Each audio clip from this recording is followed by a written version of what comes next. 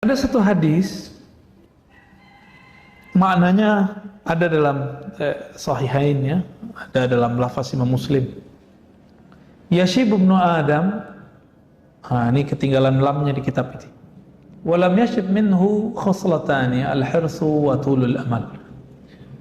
Manusia beruban, rambutnya dari hitam memutih. Tapi ada dua hal yang tidak berubah dari manusia. Enggak menua. Al-hirs, apa arti hirs? Semangat, keinginan ini dan itu. Ini mohon maaf nih. Laki-laki umur 30, laki-laki umur 60 itu nafsunya sama, Pak. Nafsu, kekuatannya beda. Ya, kemampuannya beda, tapi keinginannya tuh nggak jauh beda. Itu hirs.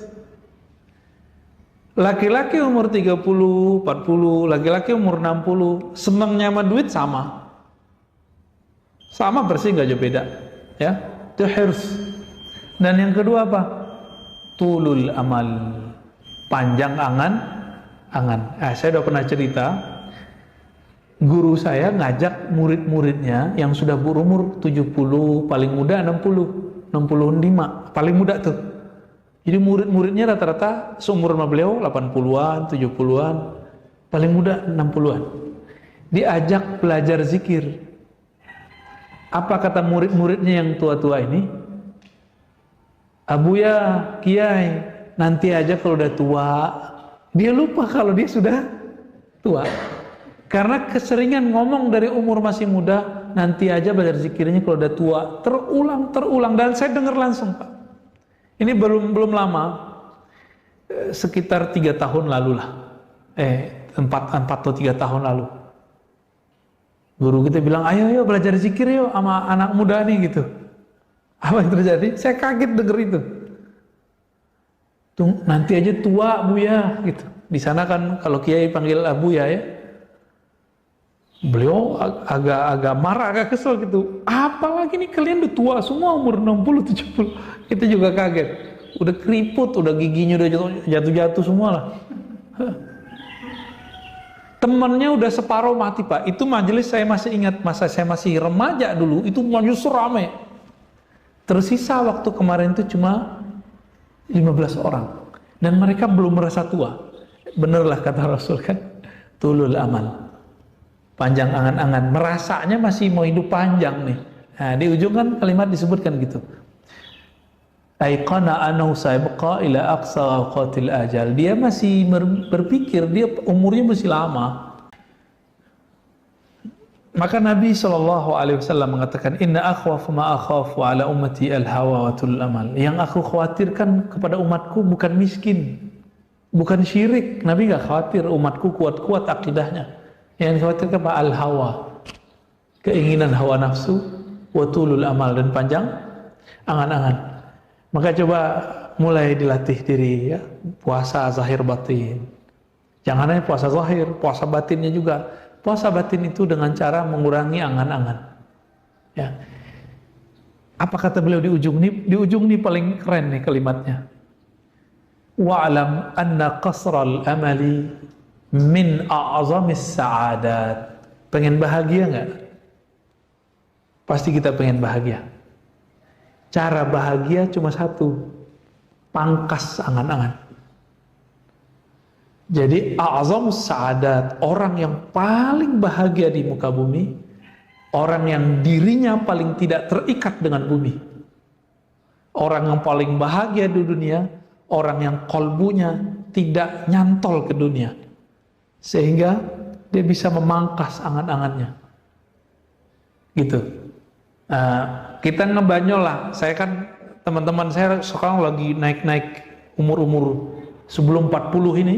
Itu masa-masa lagi nanjak semua karir. Beberapa kawan saya ngomong gini, aku kalau nggak punya utang, itu kayaknya hidup nggak ada tantangan, nggak ada bergairah bekerja.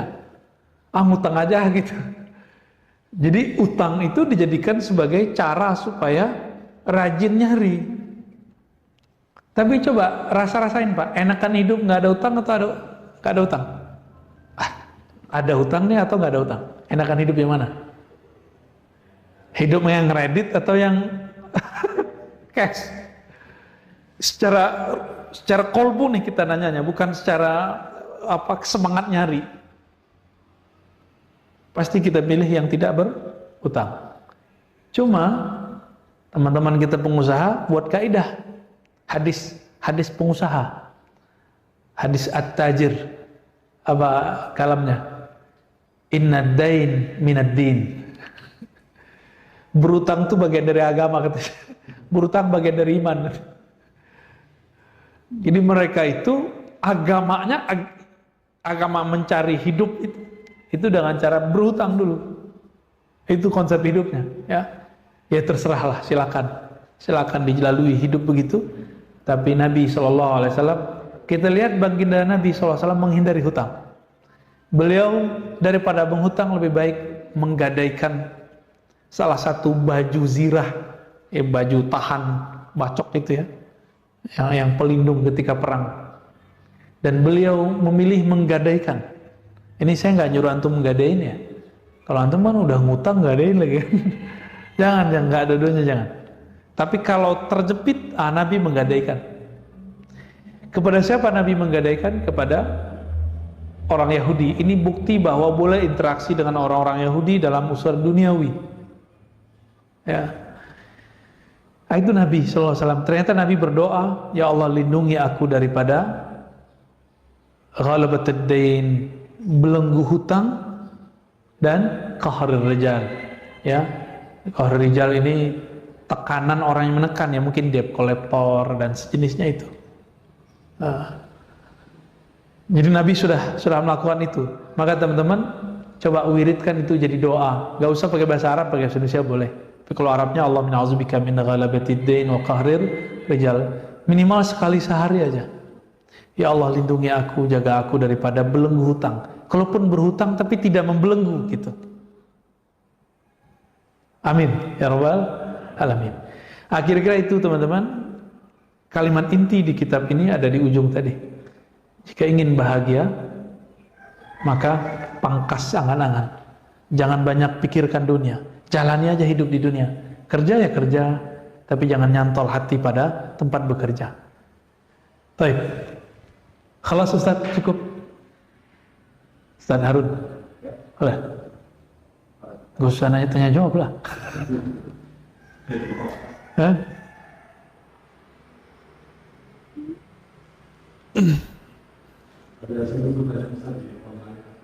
Taib. Itu dibacain. Apakah itu sulit dikatakan adanya kaum muslimin yang memberikan pemahaman taktis untuk siapa yang karena Iya.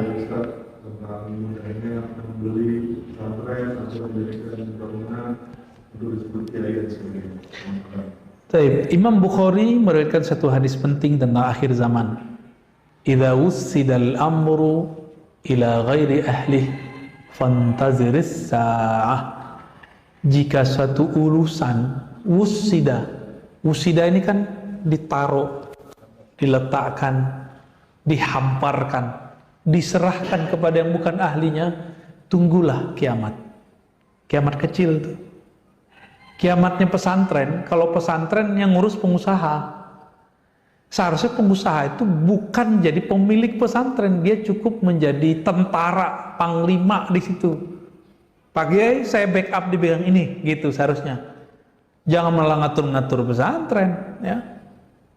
Nah, itu seharusnya yang terjadi. Kalau enggak, nanti antum enggak akan baikan dengan banyak ustadz. Boleh enggak bangun rumah tahfiz? Bagus. Tapi serahkanlah kepada ahlinya, berikan dia otoritas.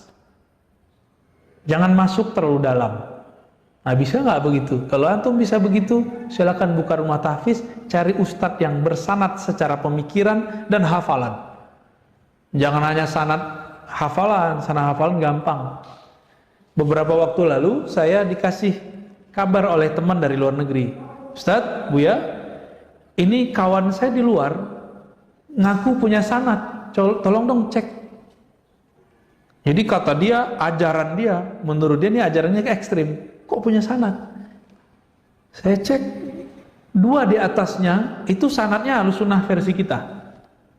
Tapi dia dan gurunya itu tidak. Orang awam nggak ngerti sanad, tertipu Pak, dikira ini sanad Qur'annya sahih. Padahal kalau kita ngitung versi dia kan mengatakan akidah Asy'ariyah sesat, Sufi zindik, dia kan bermazhab tidak boleh. Ini mereka ngomong gini nih. Tapi sanad Al-Qur'annya ke siapa? Silsilahnya dari fulan, fulan yang ketiga sudah orang bermazhab, sudah Sufi, sudah Asy'ariyah, ke atasnya malah mursyid-mursyid itu. Antum coba cek di Indonesia, pemegang sanad Quran yang awal-awal, contohnya di Jawa, Pulau Jawa itu awalan itu kan yang kita kenal ya, yang mastur banyak. Ini yang masyhur aja dulu, Mbah Yai Syekh Munawwir, kerap ya kan? Ini turun ke berbagai wilayah tuh di Jawa tuh. Itu seorang mursyid ya. Selesai muridnya hafalan, dikasih ijazah Dalailul Khairat dan beberapa ijazah zikir. Akidahnya Asy'ariyah sifat 20 belajarnya, bermazhab Syafi'i, bertasawuf. Itu pemegang Quran dari dulu. Di Sumatera Barat khususnya, tempat saya lahir, itu ada yang lebih tua, namanya Syekh Abdurrahman ya. Syekh Abdurrahman ini lama di Mekah, maka boleh disebut Al-Makki, Al-Minangkabawi juga ya. Syekh Abdurrahman kemudian mendirikan, pulang udah deket 100, bangun satu ma'had namanya Al-Manar. Ini cucunya baru meninggal kemarin, umurnya juga hampir 100, Abu Yash'arani Khalil, guru kami ya. Ini beliau umurnya waktu wafat diperdebatkan 120 atau 130-an, wallahu a'lam ya. Kalau iya berarti beliau sempat bikin ma'had selama 20-an tahun. Kalau umurnya 120, karena waktu pulang udah deket 100. Beliau sanadnya ke siapa? Kepada orang yang menggubah akidah awam, aqidatul awam yang isinya sifat 20. Sayyid Ahmad Al-Marzuki Al-Makki Al-Maliki. Langsung ketemu dan berguru kepadanya. Ngajarin itu Allah wujud, qidam, baqo. Jadi kami dulu sebelum ngaji Quran, kami diajak dulu berdendang, membacakan nasyid sifat 20 yang sekarang dibid'ahin mereka ya. Itu jadi mereka bikin rumah tahfiz lalu menjadi pesantren besar. Awalnya dari ngajar 1, 2, belakangan baru dibuat pesantren, baru dibuat bangunan. Sekarang kan kebalik ya. Orang awam yang kaya-kaya, cinta agama, soleh, tapi kesemangatan, nggak bertanya dulu gimana sih caranya buat pesantren. Nanya dong, ada namanya rukun pesantren. Banyak itu arkan-arkan besarnya, minimal 3 aja. Ta'lim, mu'alim, muta'alim. Taklim, aktivitas ajar mengajar. Mu'alim, guru yang mengajari. Terus muta'alim yang ngaji. Jadi di sini pemilik bangunan gak masuk, Pak.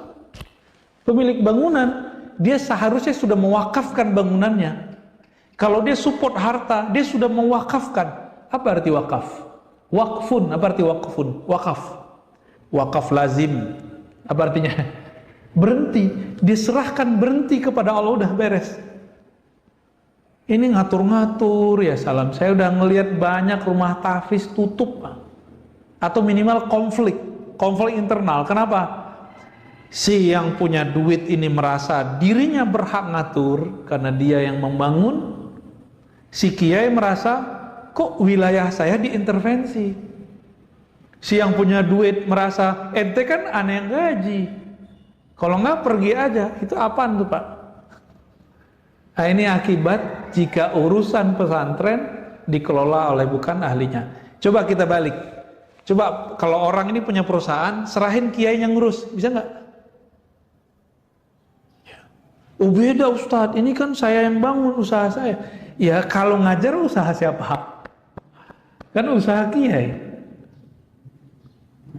Jadi tolong kalau antum memang berminat ya, bapak-bapak, saudara, sahabat ada yang berlebih, lebih baik mendonasikan hartanya kepunyaannya, mewakafkan mutlak secara langsung kepada orang yang menurut kita ikhlas fisabilillah.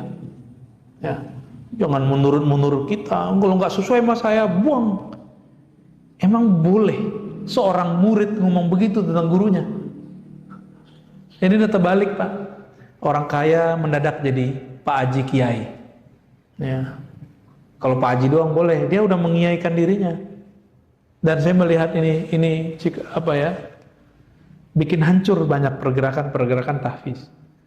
Akhirnya apa? Cari kiai yang dia asal aja, yang penting ada yang hafal Quran, masukin.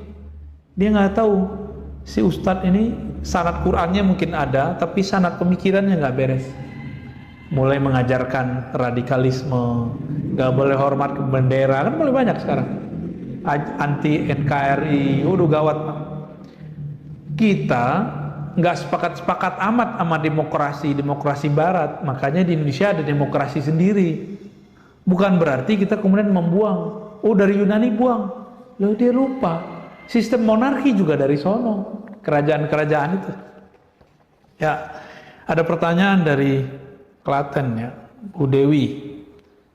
Assalamualaikum Buya, seperti di ceramah Buya tadi, ada hal yang sangat menjadi motivasi, yang memotivasi saya, bahwa dalam diri kita ini ada sifat hewan ternak, hewan buas. Nah pertanyaannya, ilmu tauhid af'al tentang menyatukan zat dan sifat itu benarkah menjadikan kita manusia seutuhnya? Waduh, nyambung kemana nih? Enggak, ini dua hal yang beda. Untuk membersihkan manusia dari sifat hewan ternak yang tamak dengan sifat hewan buas yang bengis, pemarah, emosional, pendendam, ini dengan tazkiyatun nafs, dengan membersihkan sisi kejiwaan kita, nafs kita. Itu disebut dengan riyadhah, latihan. Keseriusannya disebut dengan mujahadah. Diulang lagi. Jadi antum itu belum disebut mujahadah kalau belum istiqomah. Jadi apa ciri-ciri orang yang mujahadah? Sungguh-sungguh istiqomah. Kalau riyadhah latihan doang, biasa. Riyadhah itu artinya latihan berulang-ulang. Tapi kalau nanti ada saat tertentu diuji keistiqomahnya, bisa istiqomah atau tidak. Bagaimana dengan kaitannya dengan ilmu tauhid af'al ya? Tentang menyatukan zat dan sifat. Oh, jangan ya. Tauhid itu menurut ahli ma'rifatullah itu ada 4 macam. Tauhid asma, tauhid terhadap nama Allah. Namanya banyak, tapi yang punya nama satu. Jadi al-wahdah fil kathrah. Allah itu esa dalam keragaman namanya. Ada nama Allah yang terpancar di tumbuhan, muhyi, mumit, ya. Maka dia hidup, ada yang mati. Ada nama Allah Pak di badan kita ini. Sifatnya hayat. Itu Allah percikkan ke dalam diri kita. Disebut nafakhtu fihi min ruhi. Aku tiupkan bagian dari rohku. Di situ ada sifat-sifat. Itu titipan dari Allah Subhanahu wa taala. Nah, lalu zat. Ah, itu beda lagi. Sebelum sampai ke zat, pertama tadi apa? Nama. Yang kedua af'al. Tauhid af'al memandang dalam keragaman perbuatan kejadian di duniawi, semuanya bersumber dengan itu terjadi karena izin Allah. Saya mau tanya, berkali-kali saya tanya nih, ini COVID ini bagian dari perbuatan Allah enggak? Oh Ustaz, konspirasi. Iya, tapi izin Allah enggak?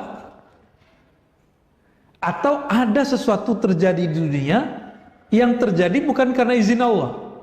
Jika ada, berarti ada Tuhan selain Allah dong. Nah, orang ini musyrik. Musyriknya khafi. Dia ngomong asyhadu la ilaha illallah. Maka nanti kalau dibangkitkan di akhirat, barisannya bukan sesama muslim.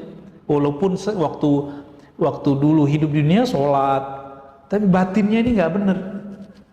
Ya. Kira-kira gimana? Covid tuh makhluk Allah bukan? Emang wajahnya Covid gitu ya? Ada bulu-bulu gitu ya? Itu kan Bill Gates yang buat itu kan ilustrasinya. Emang begitu bentuknya. Hattal an, until now ya. Sampai sekarang dokter-dokter sendiri pun juga nggak tahu orang lab itu emang begitu bentuknya, itu masih diperdebatkan. Cuma ilustrasinya begitu ya. Ada gambar nggak di sini? Bulat-bulat gitu, kayak rambutan ya. Benar kayak rambutan ya? Enggak ya, beda ya. Nggak bisa dimakan. Nah ini izin Allah bukan izin Allah. Orang itu memang udah ditakdirin mati. Cuma sekarang asbabnya COVID gitu. Asbab aja. Itu tauhid af'al. Jadi nggak ada penyatuan-penyatuan di sini. Siapa yang mengajarkan penyatuan zat dan sifat? Zat dan sifat itu tidak terpisah, tidak bersatu. Nah, gimana nyebutnya? Nanti deh kita bahas di bab akidah ya. Karena panjang nih ceritanya. Ada tauhid level 3, tauhid sifat. Memandang bahwa semua sifat di sini kasih sayang, hayat. Jadi kalau nama Allahnya Muhyi, sifatnya hayat. Gitu ya. Allah itu Khaliq, namanya nih ya, pencipta. Lalu apa sifat yang Allah turunkan di situ? Itu turunannya nanti. Ada hayat, ada sama, ada apa? Itu sifat. Apabila si hamba sudah jatuh cinta kepada Allah, jatuh cinta mungkin nggak kalau nggak kenal? Nggak mungkin. Tambah dia kenal Allah, tambah hilang sifatnya, hilang kediriannya. Maka tauhidus sifat ini sudah tauhid tertinggi untuk tataran wali-wali Allah. Inilah yang disebutkan di dalam hadis Imam Bukhari. Ini bukan ngada-ngada loh ya. Antum ada ceritain begini dikira ini ngarang-ngarang, nih bukan. Ini yang dulu yang diajarkan oleh Syekh Abdul Somad Falembani, warisan dari ulama Madinah Syekh Muhammad bin Abdul Karim Samman. Murid yang lain yang juga berguru kepada Syekh Abdul Somad. Jadi Syekh Abdul Somad ini umurnya panjang, jadi asisten guru sekaligus. Muridnya Syekh Muhammad Arsyad Al-Banjari, Nafis Al-Banjari, ya, Mukhtaruddin Falembani. Itu mereka semua ngambil ilmu dari Syekh Abdul Somad dan gurunya Syekh Abdul Somad. Siapa? Muhammad bin Abdul Karim Samman. Maka di Betawi itu ada namanya Rotib Saman. Cuma sekarang tinggal rotibnya doang, zikirnya udah hilang, ma'rifatnya sudah hilang. Mengajarkan ini Pak. Ada yang cuma ngajarin sampai tauhid asma, ada yang ngajarin sampai tauhid af'al, menganggap tauhid af'al udah paling tinggi ya. Ya tergantung apa yang dia rasakan. Ada yang tauhid sifat. Di Sahih Bukhari dia katakan, jika aku mencintai hambaku, maka aku ganti sifatnya. Kuntu sam'ahu alladhi yasma'u bi. Dia memandang bukan dengan pandangan dia lagi, tapi sudah dengan pandangan. Kalau kita memandang udah jarak 1 kilo bisa lihat gak? Ini 500 meter aja udah kelihatan kecil. Tapi kalau memandang dengan basornya Allah gimana? Nah itu tauhid sifat namanya. Ini sudah, kalau wali ini makamnya sudah kutub, poros. Kutub itu semi-semi mujtahid. Jika di fikih mazhab, mujtahid boleh bikin mazhab sendiri, kira-kira kutub ini sudah boleh buat thariqat sendiri deh. Itu sebabnya thariqat banyak. Sebagaimana mazhab itu banyak. Karena kalau wali sudah sampai di makom itu, dia punya izin, punya sin untuk merumuskan. Muhammad Rangga Maheswara ya. Apa kategori orang berilmu yang boleh mendirikan pondok? Orang berilmu yang dia punya guru, diizinkan gurunya, diperintahkan gurunya. Minimal gurunya bilang, ente pulang ajarin orang, nah itu udah izin. Itu udah izin bikin pondok namanya. Apakah salah dengan kondisi sekarang ini, dengan maraknya pondok tahfiz? Kita senang sih ada orang buka pondok tahfiz. Cuma yang kita khawatirkan apa? Karena yang megang pondok tahfiz ini bukan orang yang punya sanad keilmuan ahlus sunnahnya tidak jelas tadi, maka dia akan boleh saja dia ngaku di ahlus sunnah. Di situ muncul indoktrinisasi anti nasionalis. Maka antum nggak usah pura-pura nggak tahu lagi. Sekitar kita banyak pondok tahfiz yang ngajarin anaknya nggak boleh hormat ke bendera, ya kan? Nggak usah pura-pura nggak tahu lah ya. Saya juga nyaksiin tuh banyak banget. Nggak ada upacara bendera ya. Yang nggak wajib sih secara agama, tapi ini kan secara nasional wajib. Kenapa kalau di jalan kita taat sama lampu jalan, marka jalan. Tapi di sekolah kita nggak taat. Kesusupan. Jadi silahkan buat rumah tahfiz, tapi tahu posisi kita. Kalau perlu minta ke Kerapia sono, Pangandaran, ke Kudus, Bahaya Arwani, itu kan murid-muridnya banyak. Minta ke sono, referensi. Nanya ke ahlinya.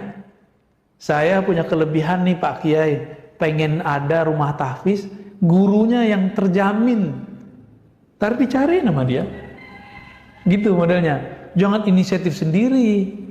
Ya, lalu mencari yang sesuai dengan pemikiran kita, jangan. Langsung kalau udah ketemu, isyarat kalau dari guru, langsung akad wakaf. Ustadz, ini saya sudah wakafkan, tertulis, kita buat nanti semacam support.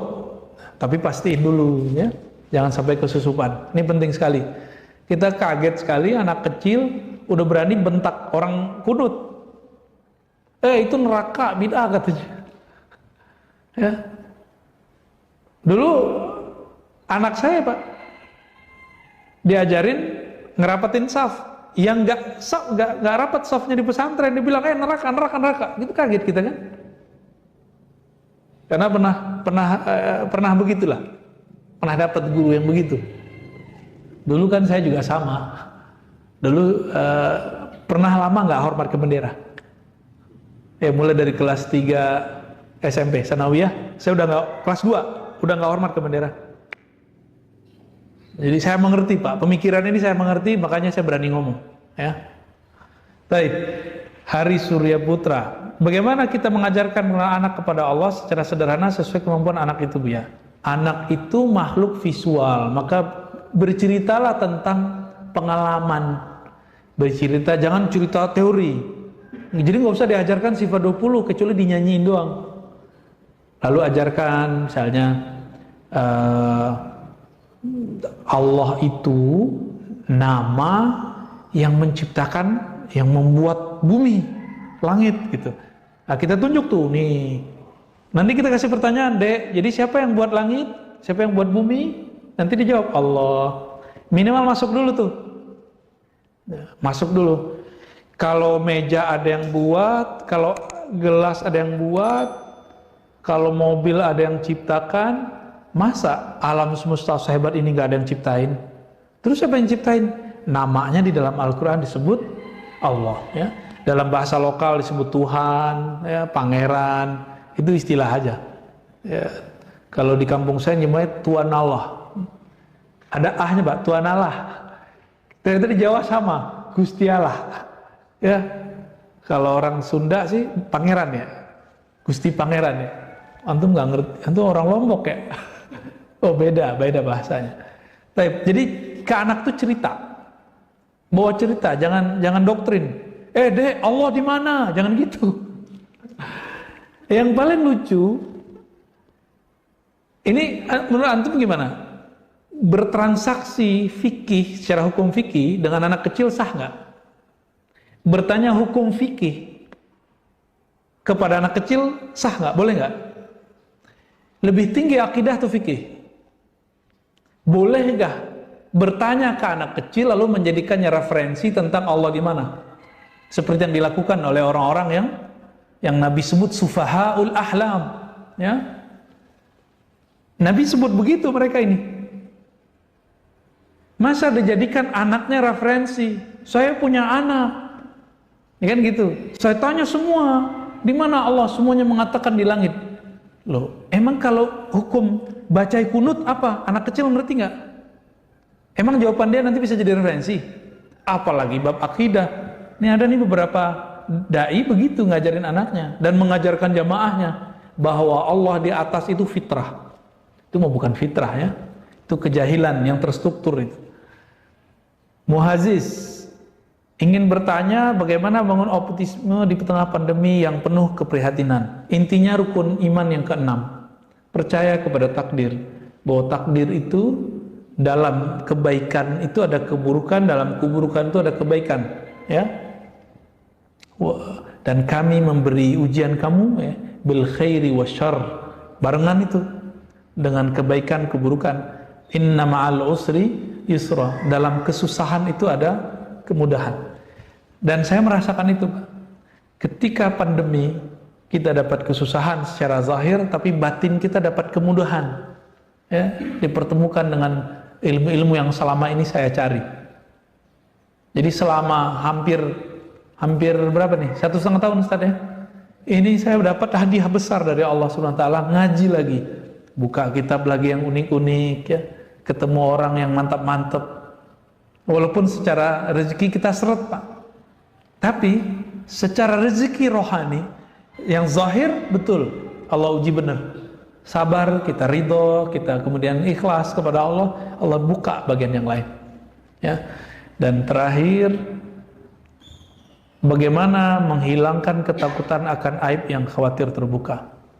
Berdoa kepada Allah. Ya. Jadi ini takut aibnya terbuka depan makhluk atau depan Allah? Kita ini syirik khafi nih, syirik khafi. Takut aib terbuka depan makhluk. Maka kalau kita berdoa, ya Allah tutup aibku, yang kita bayangkan makhluk, ini syirik khafi. Jadi kalau minta doa, doanya gini, Allah mustur aurati indaka wa inda khalqika. Gitu. Ya Allah tutup aibku di sisimu dan di sisi makhlukmu. Kalau sebenarnya cukup satu aja. Nah, ini yang dikatakan dalam hikam, ya. Ditutupnya aibmu, kamu berpikir ditutup dari orang-orang sekitarmu.